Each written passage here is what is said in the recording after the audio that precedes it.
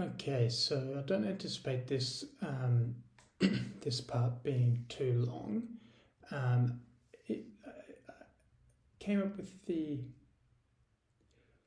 idea for it partly in relation to the previous presentation, where I finished on a bit of a call for a more complex, overarching view of poetic development.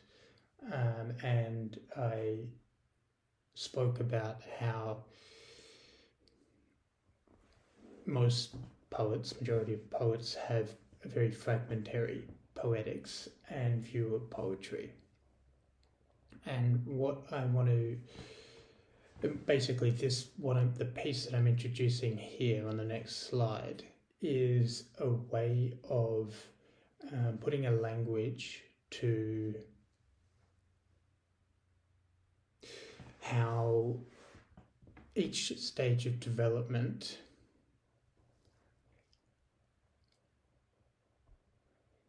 limits itself or has a preferred mode of contacting the reader, but also how each stage of development tends to use one mode of discernment, and often, as I'll explain, that's too limiting, and so what I'm trying to build with this piece is just a framework to help us become more complex in the way that we engage with the kinds of poetry that are out there, which are, broadly speaking, the 4 W's that I charted out at the beginning of this series: whim poetry, wrought poetry, wild poetry, and wisdom poetry. Okay, so let's get into it. What I'm proposing is that each stage has a sense that it relies on, and I'm not talking literally, I'm talking about the symbolically. Each of these senses symbolizes something that I'm going to explain. So the sentimental poet is primarily working with the sense of touch. We know this because when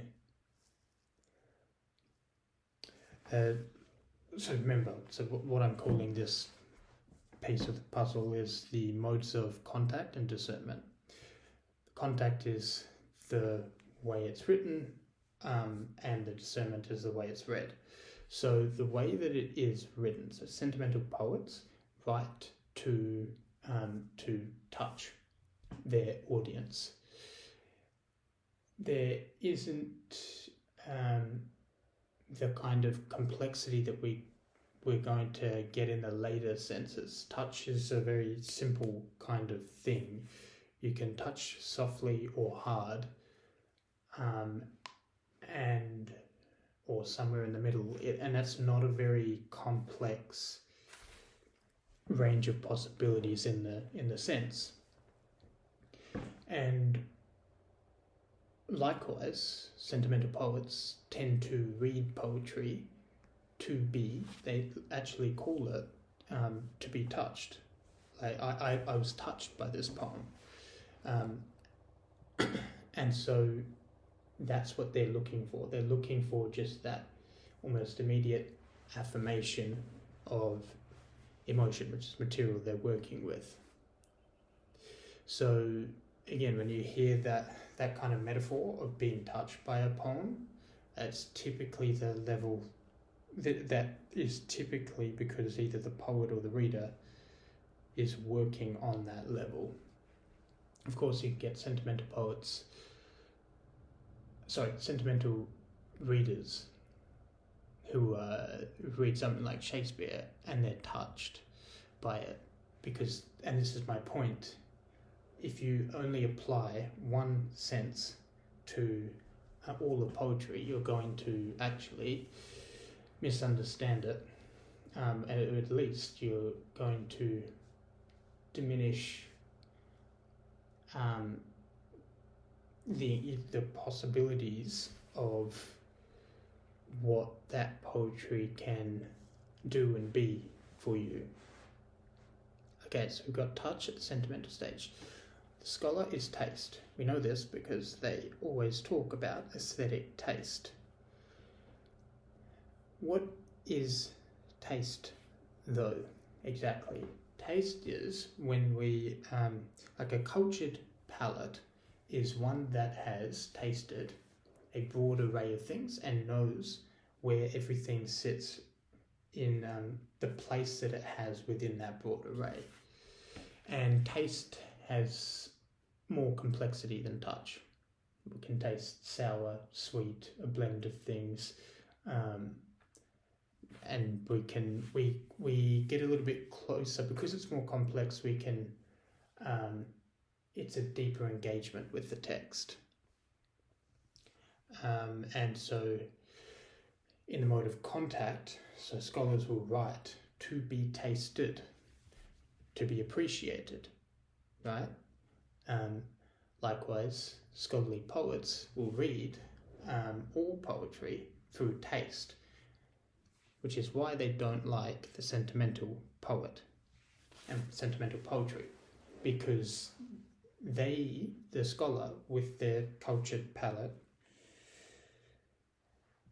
can see that the comparatively unsophisticated touch of the sentimental poet is cliche, so that they're writing cliches, and they're writing sentiment that's already been expressed 100,000 times before, which is not what the sentimental poet knows. The sentimental poet doesn't know that, but the scholar does, because they've sampled a broad array of things. But similarly, the scholar will taste works above it, which require a different sense and a different mode of engagement, and so they reduce it, which I will explain more when I explain the next two senses. So at this stage, scholars write to be tasted, and they read for tasting in a way that judges sentimental poets and in a way that reduces senses and scries. Then we get to the sensing stage, and this is where the sensing poet writes to be scented. Scent is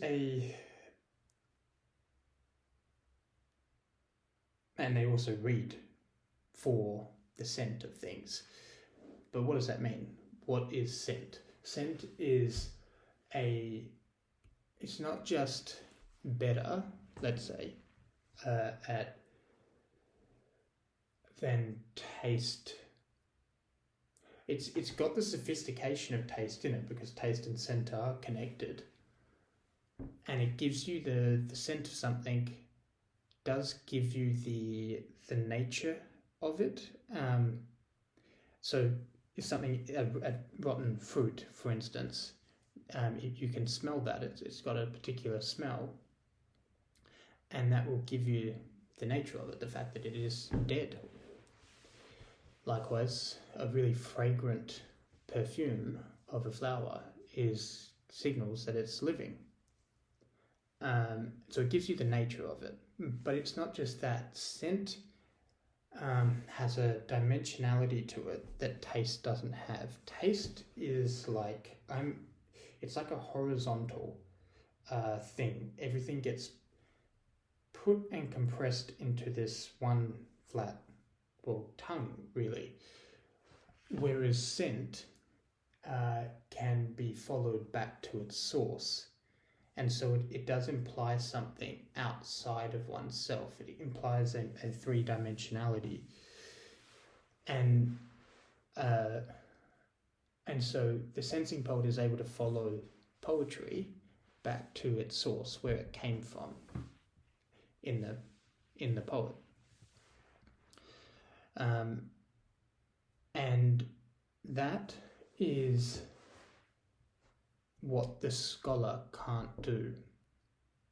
The scholar reduces all of that three-dimensionality to a two-dimensional, almost algorithm. Have I seen this kind of poem before? And they look at the form of it in a way, and even the essence of the poem they reduce to, have I seen this kind of expression before? And they flatten it, and they confuse emotion with essence, which is a really big confusion that happens at the scholarly stage. They go, oh, this is just an emotion, and it's this emotion, and they miss the subtler scent of the poem, if indeed it is a poem which has that scent in it, if it's a poem written at the sensing stage. And so what I'm trying to convey is the way in which scholars haven't yet realized that the faculty of taste is not the only one. They haven't realized that there is a more complex mode of discernment and engagement. Okay, so that's the sensing stage. Then we move to the scrying stage, which is sight. At this stage, a scrying poet is trying to get the audience to see what they see. That's the vision aspect of it, which Blake talks about. And so at this stage, the scrying poet writes to be seen, and they look for vision in other poets, which is what Blake did. If you read his essays, for instance, his essay on Chaucer, but I'm sure he did it on other poets as well, Shakespeare as well. He did this with the Bible as well, in a way. I'll probably need to circle back to that thought, but he definitely does it with Chaucer. And he sees Chaucer as having vision, and he's trying to see. That's why Blake calls every poem a unity, because it is a unified expression of a vision. That's what he is reading poetry for, I think. That's a big aspect of it, and I'm sure that he, I don't know, but it would seem to me that just like the scholar gets frustrated with sentimental poets because touch isn't as sophisticated as taste, and just like the sensing poet gets frustrated with scholars because scent is more complex than taste, I'm sure that the scrying poet gets frustrated with, well, sort of all of them as well, because they aren't as complete as sight. Sight is a more active engagement with the text. And there's something, I think, a bit mysterious there. Like what is it that sight has that the others don't have? You know, just like scent is three-dimensional in a way that taste is two-dimensional and touch is one-dimensional. What is it that sight has? I don't know, except that there's an awakeness or something that I think is carried in the notion of sight. There's something more sophisticated with sight, and I may have to circle back on that and add a postscript or something if I can get any closer to articulating what that is. But I think perhaps for now it will have to just suffice to put a bit of an asterisk next to that. We know that is what it is. It's as with other aspects of the presentation, we get to the scrying stage. We have to be a bit creative at elucidating its nature, because it is more removed and less known than the other 3 stages of development. So, to start wrapping this up, we need the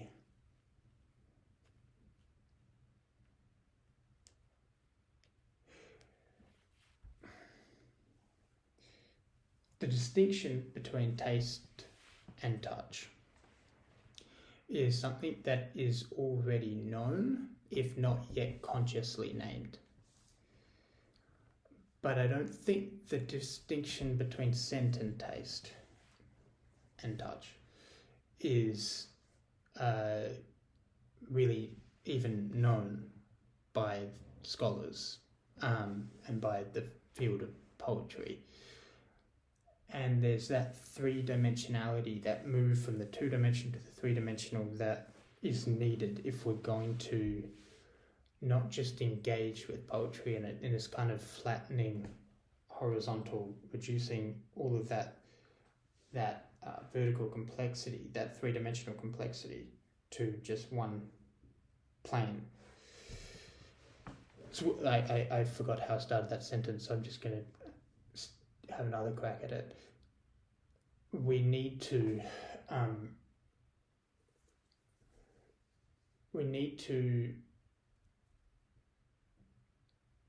start to make this more consciously.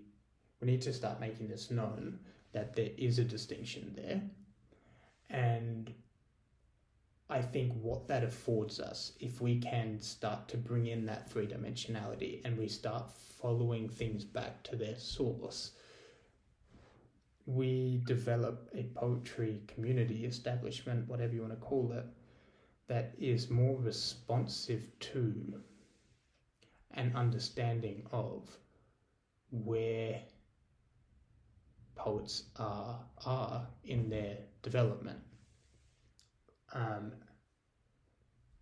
And an analogy to capture this is like a spider web. If something moves on a spider web, the vibrations of it are felt all the way on the other side of the spider web. And what we want to do is we want to create a poetry community that is actually acutely aware of where everyone is on the spider web. Because I think that what that would afford would be a really significant enriching of the field of poetry.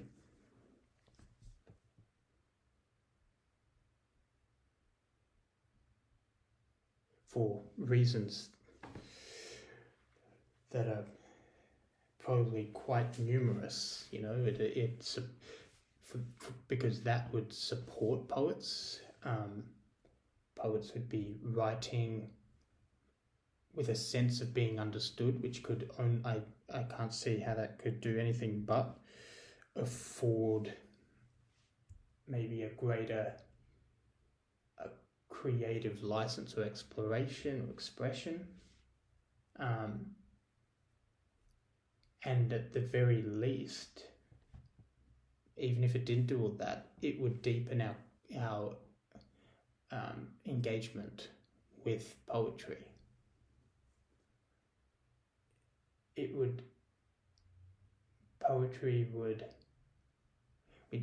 It's not just our appreciation of poetry, it would deepen our, I think, to use the other A's, the different purposes of poetry that we, in one of the previous parts in this series, we would know how to react with affirmation to certain poems, know how to appreciate poems that are written for appreciation. We would know how to appropriate poems that are written for that purpose and relate in a kind of anagogic way to poetry that's larger than us. And so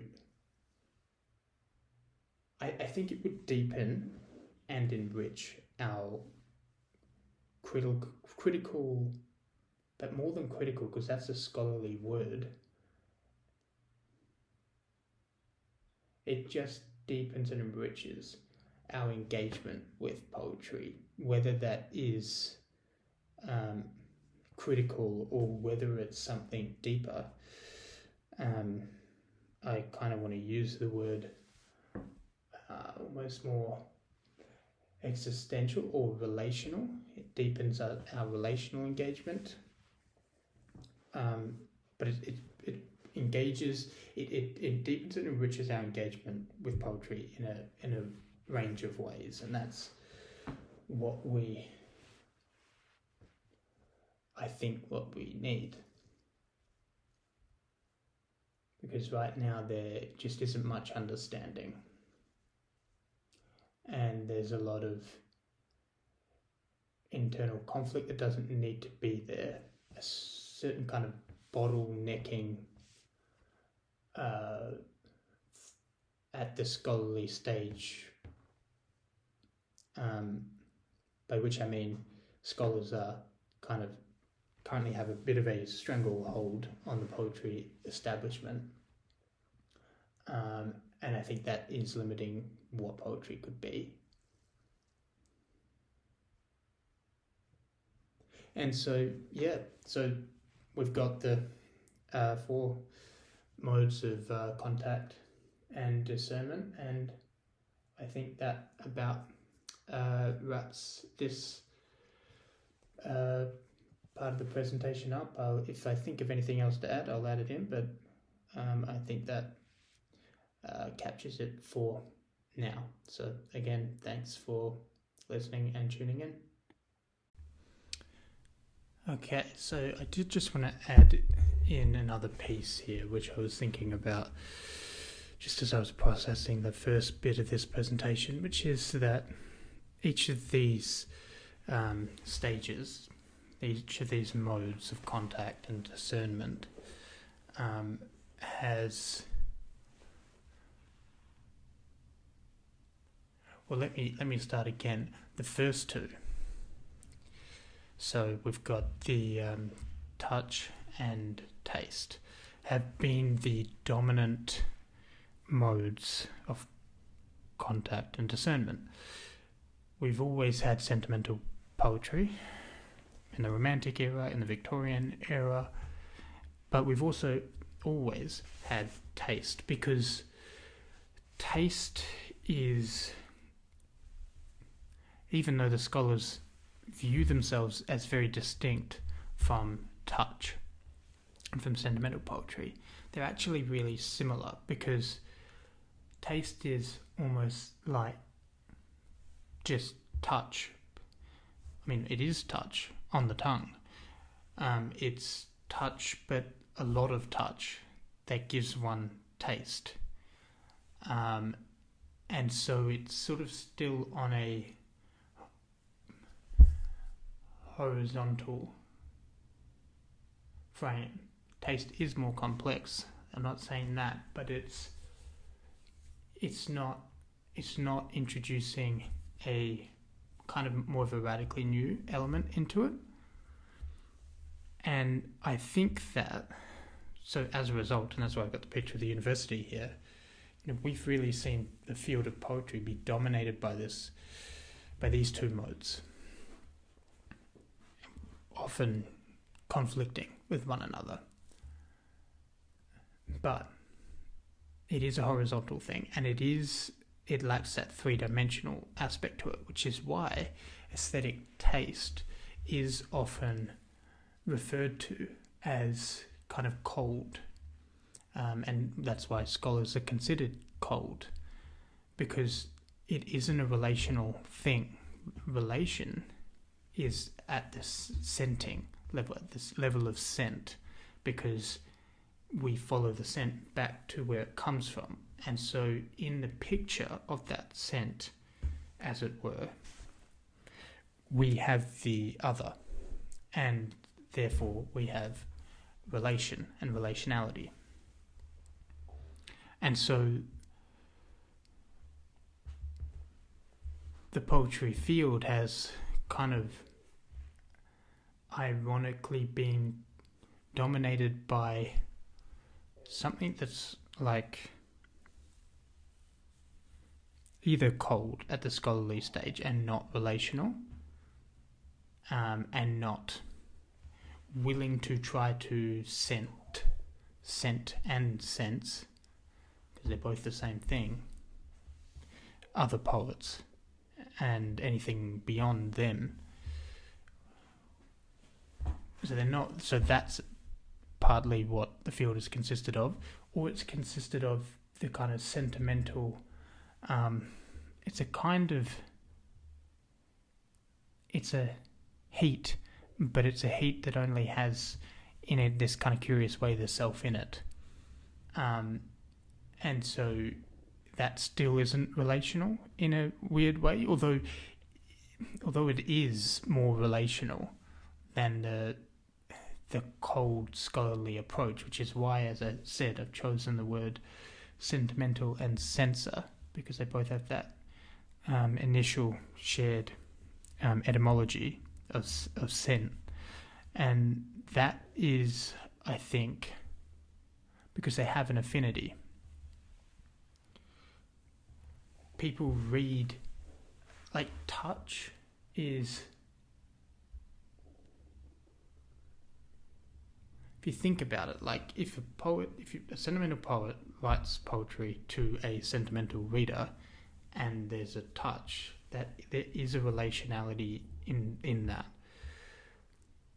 To simply taste someone, its taste is, the tongue is above, I guess, the organ of touch, which is typically equated with the hand.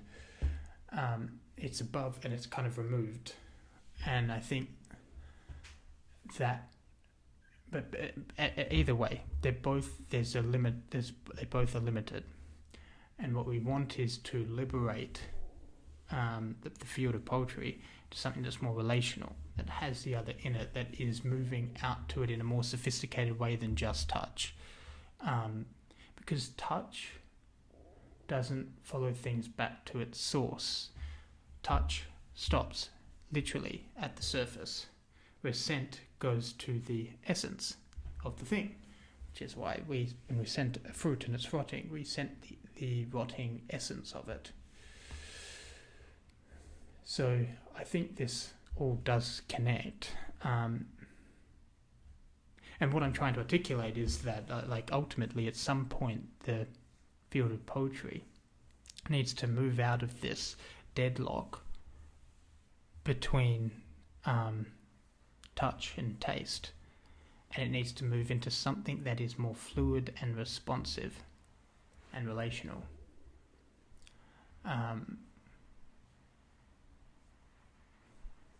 Yeah. And I don't quite know yet at this point what to add to that, just that I think gets it. That captures what I'm trying to get at.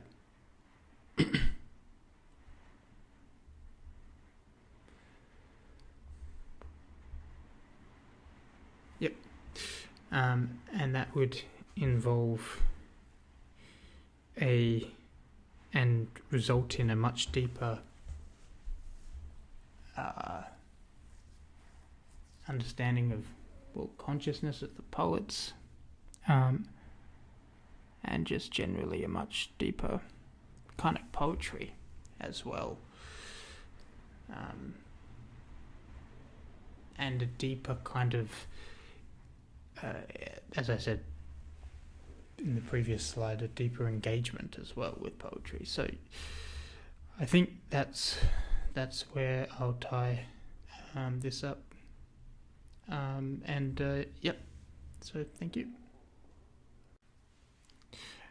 So yeah, just wanted to come up with a bit of an example of what I'm talking about. You can read a lot of scholars and they'll say a lot of things about, they'll acknowledge that Shakespeare was one of a kind and a genius. But they don't do what I suppose I'm trying to do here, which is to just actually follow the scent back to him. And that's not, and I know that's a limited mode of engagement, because ultimately the appropriate mode of engagement for someone at the scrying level is sight. But scent is what I have. It's deeper than just taste, which would be to sample his works and judge them according to their place in tradition, which is what most scholars do. And then they say that he's obviously, talented and a genius, but they do it still at the level of taste. And even if they can barely, with their still as yet relatively undeveloped faculty of scent, if they do scent anything of him, they don't follow it back to its source, and they don't ask themselves the question, how is Shakespeare different from, like me, from scholars, from other poets? And that's what this series is, in basically about, is just following things back to following scents of these different poets back to their source, and trying to understand the distinctions between them based on a sense of where they are, the source, not based on their outward forms, the outward form of their poetry, which would be taste, which is satisfied with simply saying that someone is, a genius or not, or whether a poem is successful or not. That seems very limited to me. That seems insufficient. We need to be able to take things a step further and ask ourselves, where is this coming from? Where's the scent coming from?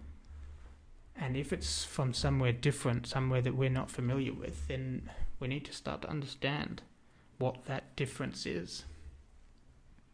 And what the difference is between where we're at and where Shakespeare is at, or other poets. And that is what I think this series is trying to demonstrate.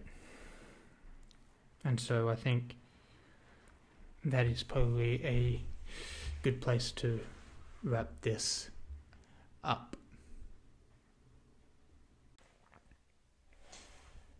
Okay, so with this, I've been tinkering around with a few ideas, and I've given this, I've tried to end this presentation in a couple of different ways, but they're kept feeling like there were additional things to pull in, and so I'm going to present a fair bit of new information as a way of tying up what we've covered and sort of uncovered so far in this presentation.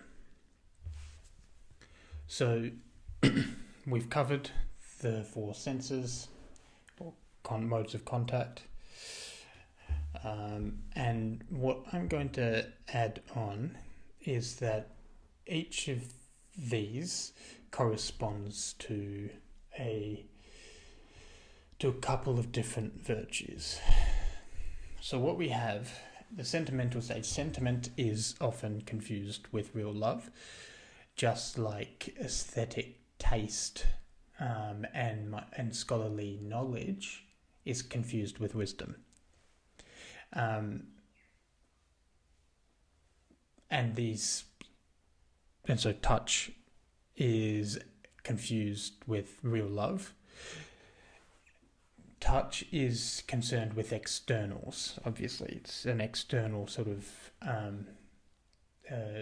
contact, whereas scent follows things back to their source. So it is a relation to the individuality of a person, their essence. And so it's it's real love rather than just an external.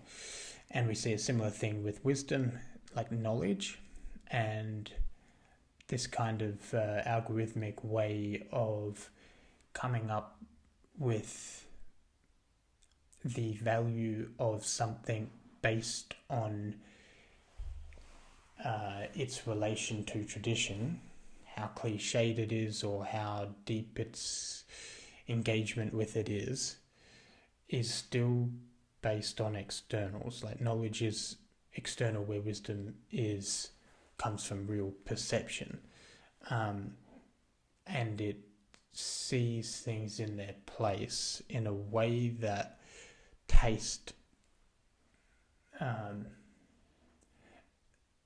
doesn't, because it only looks at the externals, and you need to see the internal as well, and you need to not pull it out of its context, which is what taste does. It brings everything into the palate, and then it judges according to its more detached, removed perspective of one who has a broad array of knowledge. And so it does pull things out of context, whereas wisdom leaves things in their context and sees and understands the context, and understands, because they actually understand where they are and where they're coming from.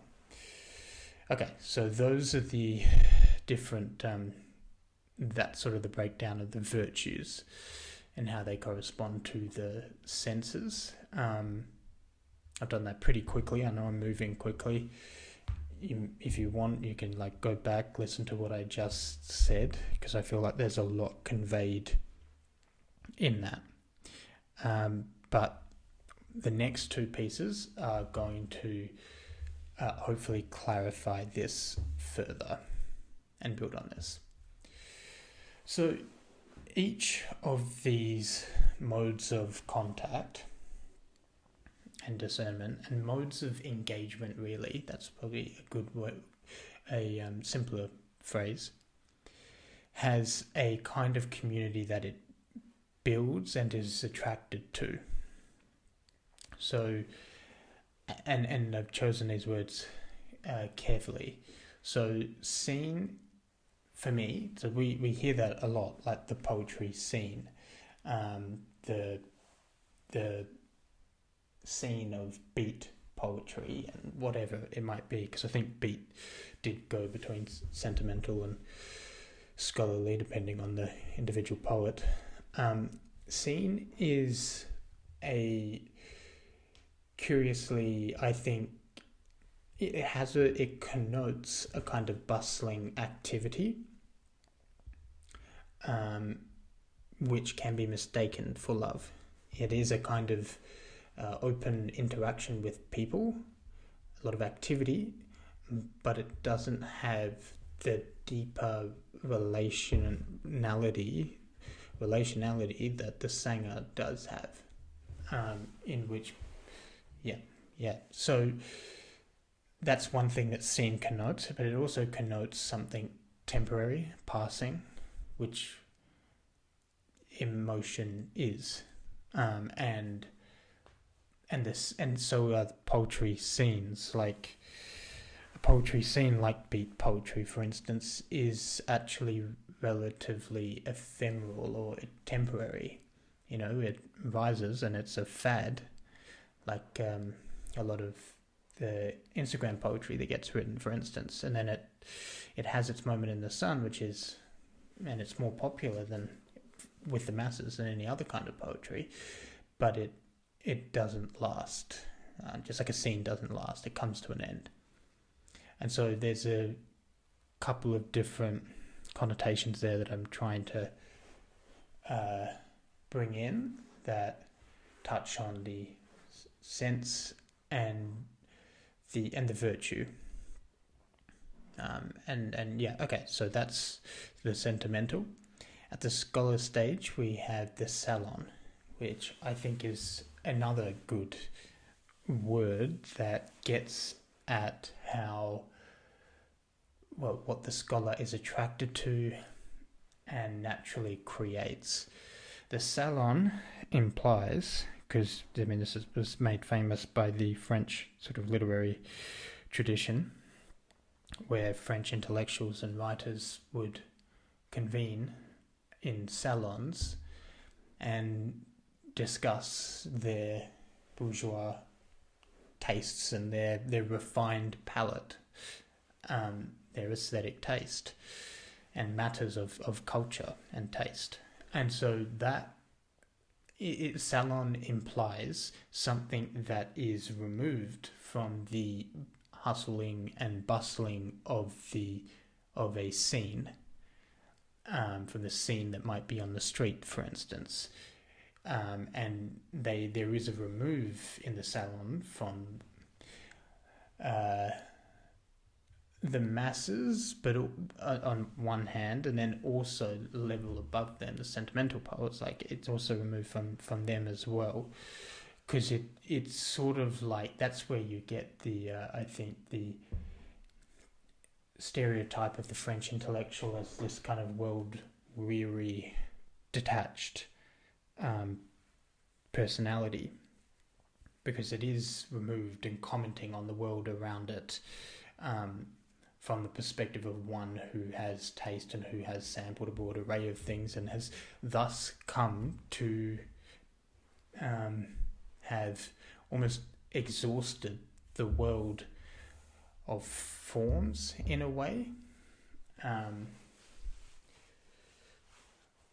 the world of cultural forms. Maybe we can be a bit more precise there.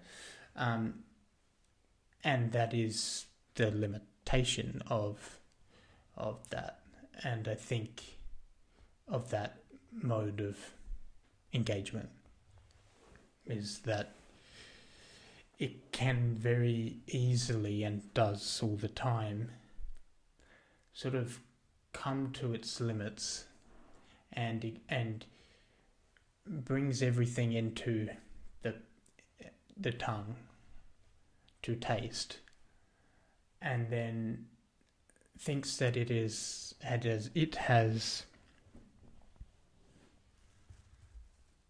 tasted everything and can therefore judge everything, and doesn't realize that there are deeper, the way forward to more, life, something living, something new, isn't more taste. It's by moving into a deeper mode of engagement.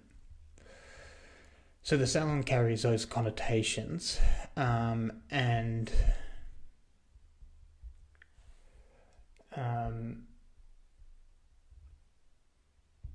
what else is there to say? Just that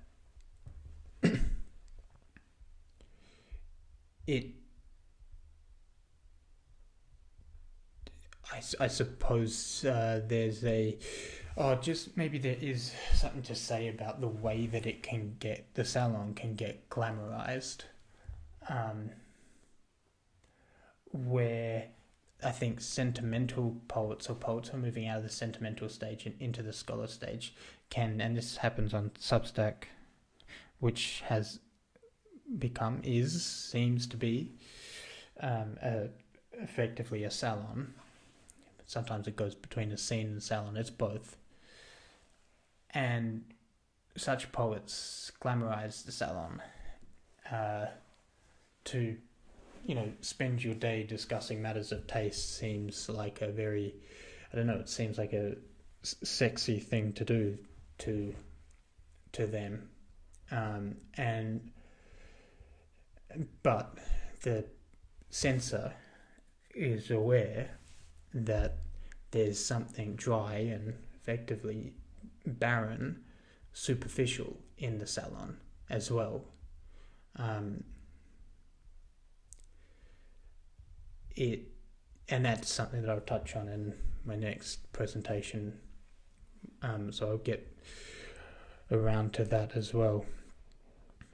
So then we have, so that's sort of the salon. And I think there could probably be a lot more said about the kinds of communities that end up happening in the salon, where, you know, they try to... The scholar is very convinced of the superiority of their mode of engagement, and that can create all kinds of problems in poetic and academic institutions,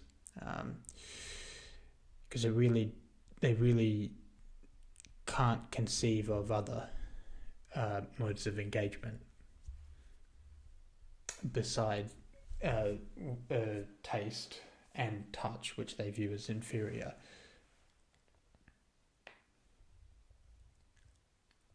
And there's a way in which these two, scenes and salons, they sort of have a sort of joined at the hip. That's the main sort of deadlock that we've seen in terms of the poetry establishment. And then we get to, I'll have to try and remember to come back around. I've got a point about how all of the senses do build on one another, but I'll come back to that. The Sanger is the next one for the censor, where now we see, because the salon does imply a kind of superficial relationality. It implies the picture of, you know, two philosophers, a group of philosophers who are relationally distant and cold, smoking cigarettes, drinking coffee, talking about the world with a smug sense of superiority about how much they know, disguised in a kind of arrogantly modest show of how little they know. And it's all kind of, there isn't that deeper relationality where there's two people committed to one another, not just as interlocutors, but as like peers. Not just peers, I'm using that in a deeper sense of the word, but as people who are like bound by a kind of familial connection, by a commitment to each other as like, I was going to say spiritual beings, but I don't want to imply anything ungrounded. Like there's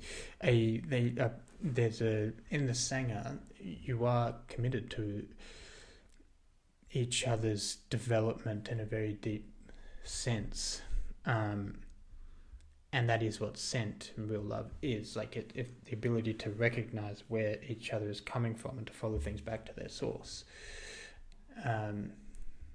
The Sanger, by the way, sorry if I haven't mentioned it.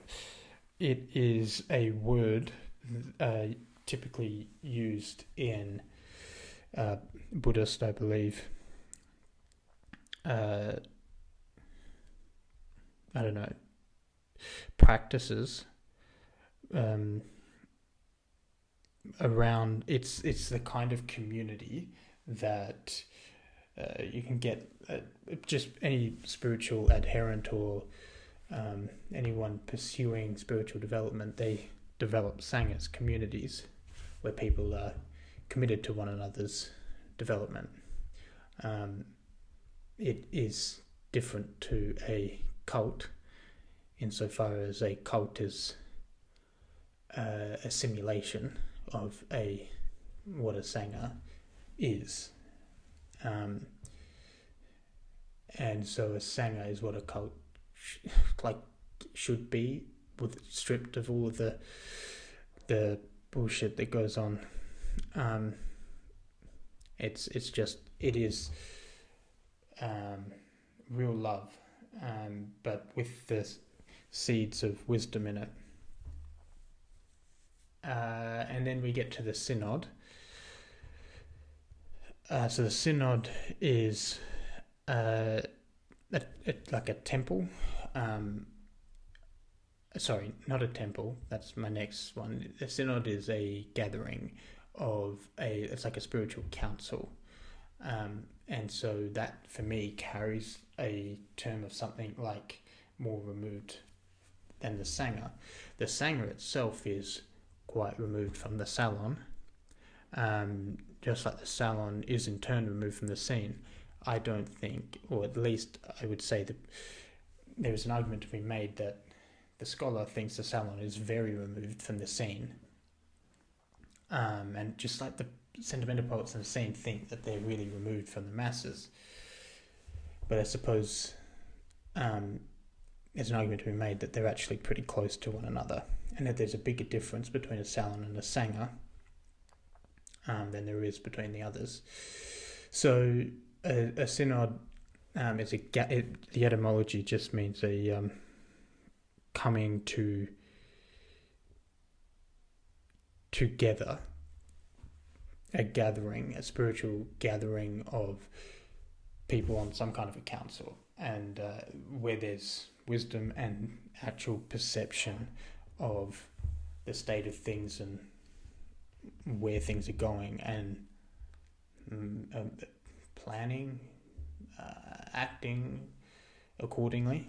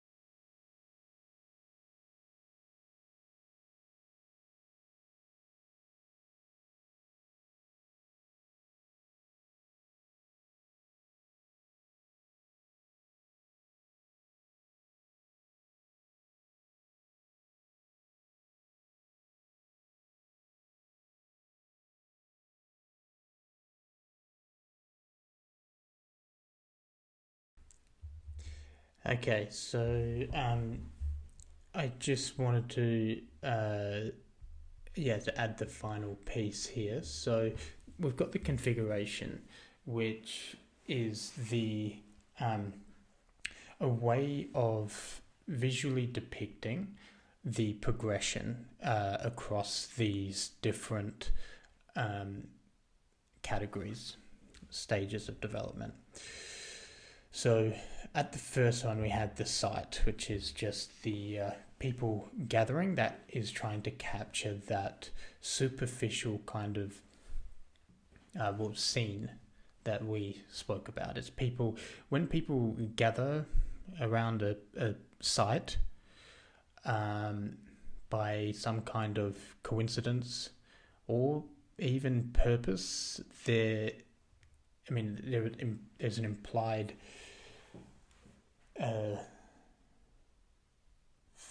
familiarity, politeness, but also a kind of estrangement.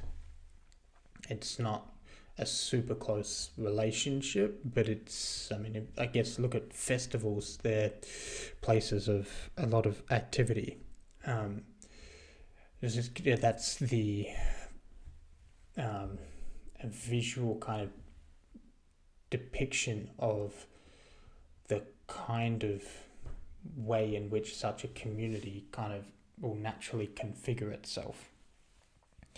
When you get to the scholar with the salon, that is equivalent to building like a scaffolding.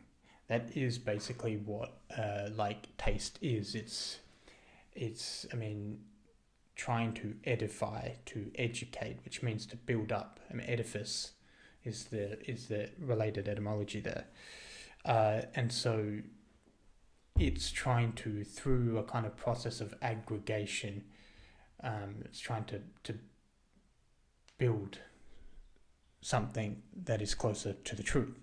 The problem is that they effectively are building a house that is not inhabited, that's lifeless.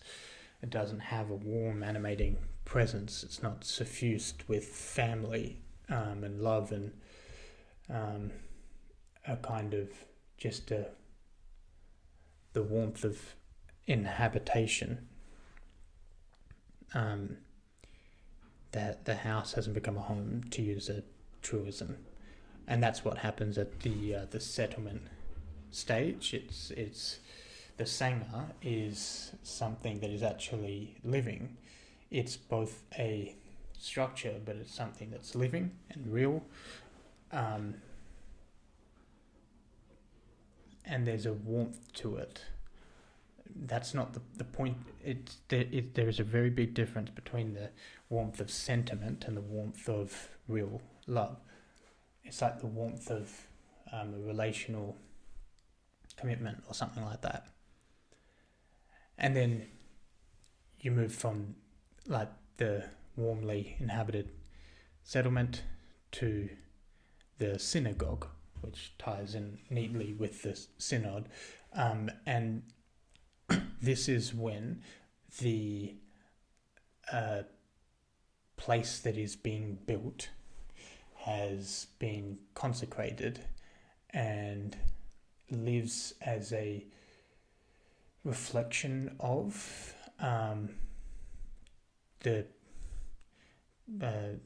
what is envisioned, like the transcendent, basically. That's what it stands for. That's what it houses. And so that is very far removed from what humans typically, the kinds of configurations they're living within and the kinds of communities that they're living within. Humans are still figuring out how to...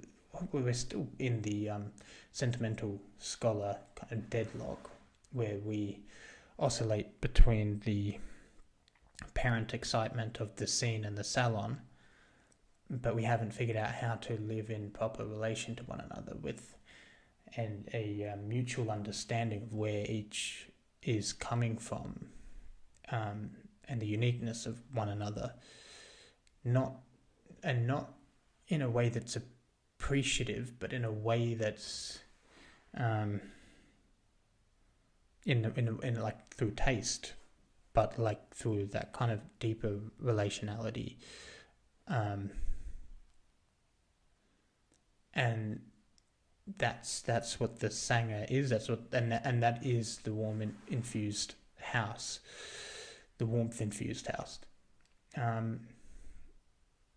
And so, yeah, we're very far away from the first two categories are more human, more recognizable. They're older patterns, but the Sanger is a Eastern term that hasn't really carried to the West, except in, I suppose, more New Age circles, in which case it's been reduced to a kind of sentimental thing, or there's another way that it goes wrong, but that's a future presentation. And so, yeah, we're working on basically how to relate in a deeper way to create Sangers. That's what the poetry community can be, sort of can grow into. It's a possibility in store for it. The synod is very far removed from us. I mean, there hasn't really been any one of our great poets hasn't really lived with any other great poet at the same time. So, like, Goethe, he had Schiller, but Schiller wasn't Goethe, and didn't have the vision that Goethe did. I think Schiller was he seemed more of a scholarly type to me, and you just sort of have to read his letters on the aesthetic education of man, which ties in very education, again, edifice, but also aesthetic. That's what the scholar works with. And so, yeah, Goethe didn't have anyone and was known for being quite removed and unrelatable to a lot of people, in a way, to a lot of scholars, because they didn't know how to relate to him in that deeper way, I think, through scent or through vision. They couldn't see what he saw, which I think frustrated him. If my recollections of his conversations with Eckermann are anything to go by, whether that was, he had vision in quite a few different areas, like scientific as well, and I think that's the memory I'm referring to. But then Shakespeare didn't have anyone, Blake didn't, Dante didn't, so it's hard enough just trying to understand them by themselves, let alone understand what a council, a synod of them would be like. And it would certainly not be anything remotely like the Salon, just like the Sanger isn't anything like the scene. It's a difference between apparent love and real love, and apparent wisdom and real wisdom. And I think that kind of points to how these modes of engagement do actually connect to these deeper ideas about the kinds of communities and structures that these kinds of poets with these kinds of modes of engagement build. And so I think that about ties it up, and thank you for listening.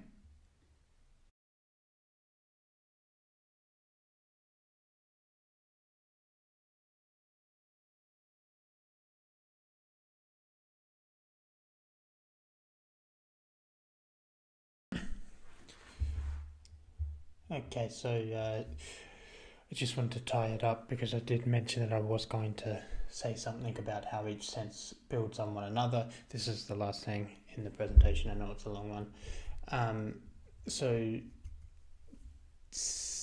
basically, touch, if you touch something, it implies that you can, over time, accumulate enough touch impressions that you can come to approximate the nature of whatever it is that you're contacting. And that is what taste is. Similarly, to taste something does imply that you are taking something in, which means that it comes from without you, that there is something outside of you. There's a terrain outside of you, a context within which that thing that you're contacting, that you're tasting, is originally situated and placed. And then that is, of course, that implies that's what implies scent, because scent is the ability to follow things back to their source. And then just like we can follow things back to their source, that implies that the actual context out there can be seen and understood in its place. And so I just wanted to show how, if you can grant and admit the touch mode of engagement and contact, then it sort of has implicit everything else. And that seems to be an important thing to do. The second thing was just that I know I'm talking primarily in negative tones about the scene in the salon, because we're in a cultural deadlock with those two having a stranglehold over the poetry establishment. But I did just want to just make a brief final point that they are positives. Like the scene is positive because it's getting people excited about poetry in a way that that the masses, aren't. It's getting people excited about something that is better than pure hedonism, So that's good. It's getting them to care about something a bit deeper. Self-expression, that kind of thing. And the salon, similarly, is good in that it, implies a movement out of just pure reactivity, and emotion even. There is still emotion in it, but you know what I mean. It's still a step above. So there are positives to them. And this is the point. The main thing is to just show, and that's what I was trying to do with the final column, that the process isn't done. It's like if we stopped now and we didn't think that we needed to alter in any deep or significant way the constitution of the field of poetry, we would be basically leaving the house standing in the field, standing on the site, without anyone living in it. And we would basically be saying that it's sufficient just to build a structure and then just leave it there. You don't need to transform it into a home through relationality, and then transform that home into something that is consecrated, not just consecrated, but actually stands as the expression of something transcendent, wisdom. And so I'm trying to show that final column that we would be leaving the process half finished if we left things as they are, and that there is more that we can build upon. We have to inhabit the structure that taste has built, and suffuse it with this kind of more relational approach that I'm talking about through scent, through the mode of scent, and then in turn, over time, transmute that into a temple or a synagogue, to use the language. And that is it. I'll leave it there. Thank you for listening.